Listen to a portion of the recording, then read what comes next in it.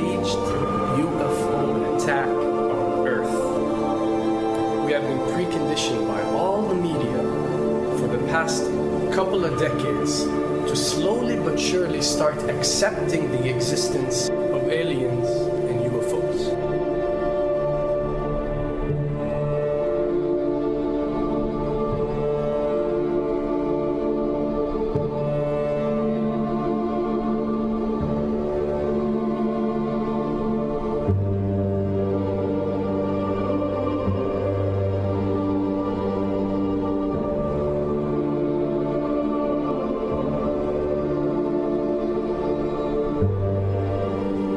I can tell you right now that 99% of every UFO sighting that has ever taken place has actually not been an unidentified flying object, because this has always been military technologies.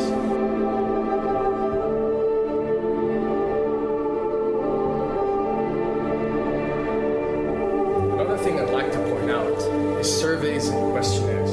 You know, we get surveys and questionnaires all the time, sent out by the state or by the government or by our rulers and our officials and so on and so forth.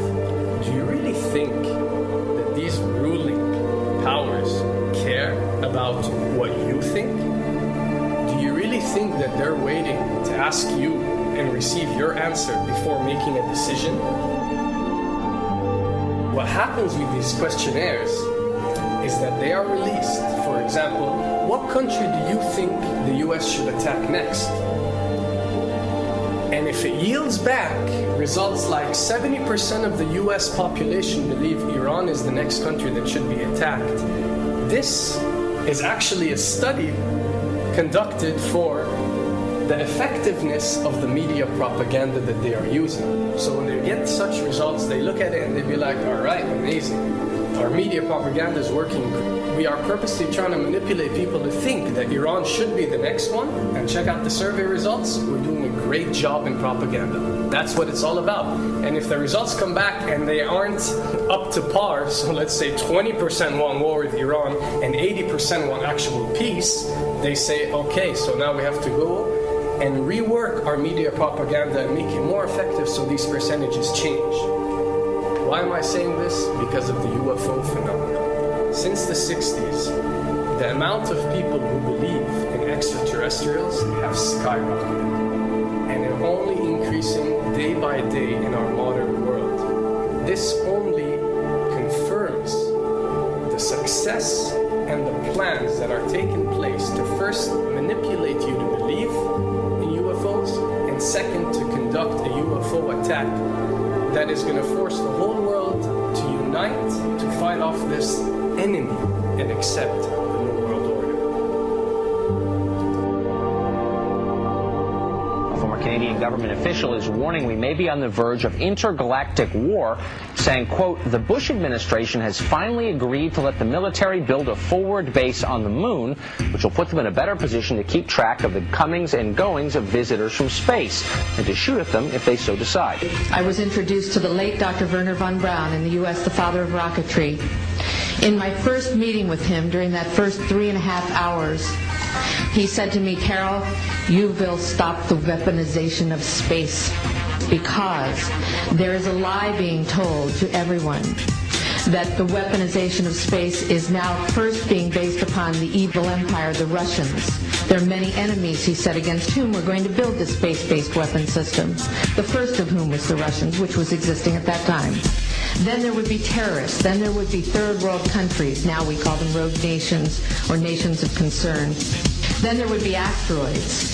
And then he would repeat to me over and over, and the last card, the last card, the last card would be the extraterrestrial threat. As a military strategist, as a person who worked on the MX missile, which I did later, he said, you will find that there is going to be a spin to find some enemy against whom we have to build space-based weapons, and now we should expect the spin.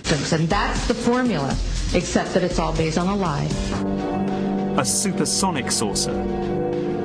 Called the Silver Bug, it was truly revolutionary. The plans show in detail a multi-jet engine craft that boasted amazing maneuverability and speed.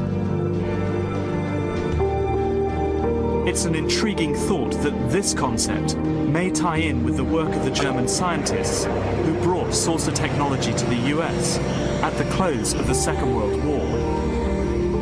What was needed were certain cover stories. What do you do when people are spotting aircraft and then telling reporters that they've seen something very unusual flying out of an airbase in Nevada?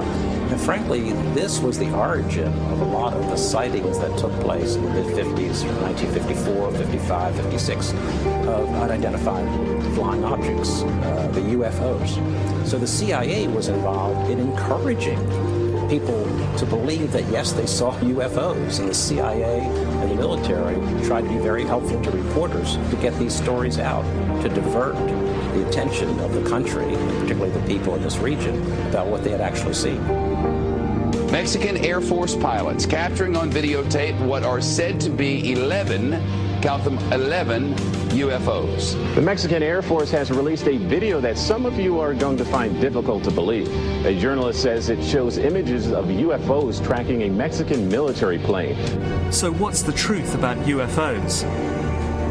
The story of successive attempts to develop radically new forms of flight, conducted under the strictest secrecy, is inextricably bound up with our relationship with UFOs over the last 60 years. Whether it's Allied pilots buzzed by strange balls of fire in 1942 or the Roswell incident 5 years later, there is a strong case to be made that secret military technology offers a convincing explanation for many UFO stories.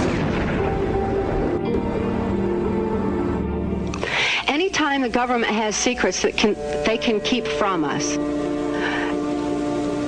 they can manipulate us by those secrets. In essence, they still remain 25 years at least ahead of us in technology, information, and knowledge and secrets, and they are using them against us.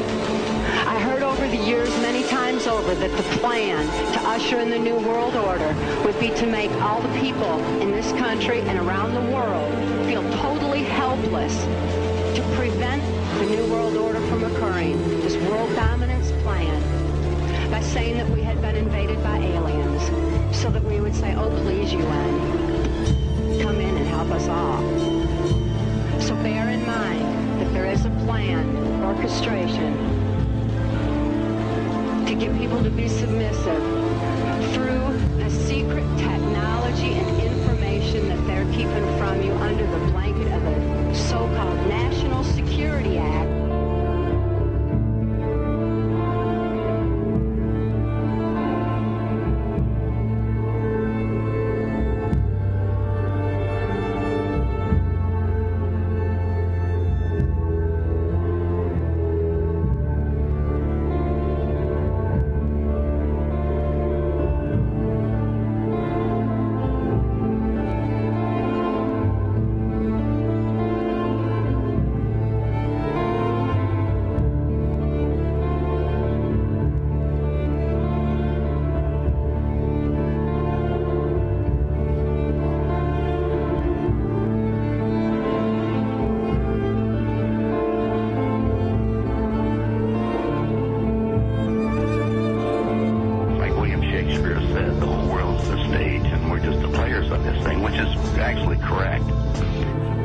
Perhaps we need some outside universal threat to make us recognize this common bound. I occasionally think how quickly our differences worldwide would vanish if we were facing an alien threat from outside this world.